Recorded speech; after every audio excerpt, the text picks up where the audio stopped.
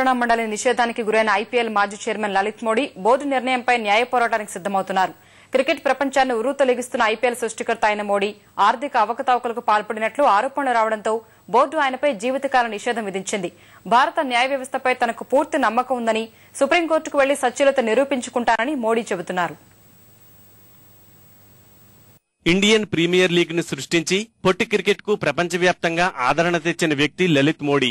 బీసీసీఐని లాభాల బాటలో నడిపి ప్రపంచంలోనే అత్యంత ధనిక బోర్డుగా నిలబెట్టడంలో మోడీదే కీలక పాత్ర. అనతి కాలంలోనే మంచి పేరు తెచ్చుకున్న మోడీ ఒక్కసారిగా అవినీతి కుప్పంలో చిక్కుకున్నారు. కోచి ఫ్రాంచైజీ కొనుగోలు వ్యవహారంతో పాటు ఐపీఎల్ కు పోటీగా మరో లీగ్ రూపకల్పనకు కుట్ర పన్నారన్న ఆరోపణలతో బీసీసీఐ ఆయనపై జీవితకాల నిషేధం విధించింది. భారత్ లో తనకు ప్రాణాపాయం ఉందని లండన్లోనే తలదాచుకుంటున్న మోడీ బోర్డు నిర్ణయంపై న్యాయ పోరాటానికి సిద్దమవుతున్నారు.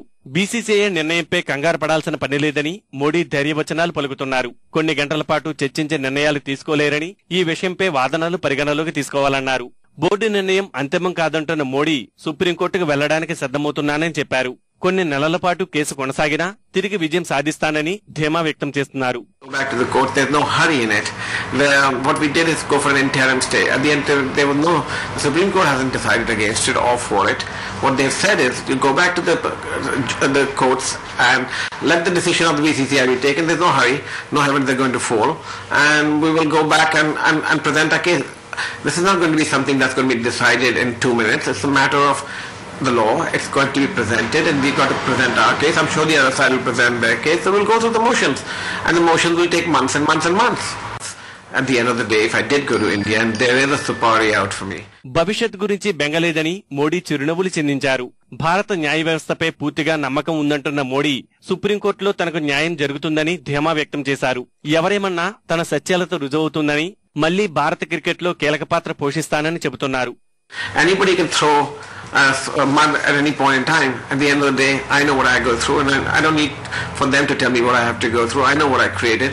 This is never a dull moment, and there's lots happening, and you'll be sure to hear about it. I'm sure you'll be back here for the next interview for that. నలుగురైదుగురు కూర్చుని నిర్ణయాలు తీసుకోలేరని, తన వాదనలు సైతం వినాలని Modi demand చేస్తున్నారు. అందుకే సుప్రీంని ఆశ్రయిస్తానని చెబుతున్నారు. It already pre-decided by the BCCI and the committee 3 years ago what the decision is going to be. So you can throw an allegation, you can come to a decision, but if you are not going to listen to the other person and let them even put forward their defense, what is the point of having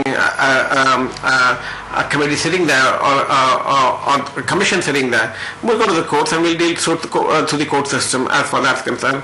I'm not perturbed, and I know what I created, so that's something that I'm happy to go forward and do. BCCI ప్రస్తుతం బహిష్కరణ వేటు వేసినా ప్రపంచవ్యాప్తంగా T20 cricket కి విశేష ఆదరణ కల్పించిన తనను ఐపీఎల్ సృష్టికర్తగా ఎవరూ మరిచిపోలేరని చెబుతున్నారు.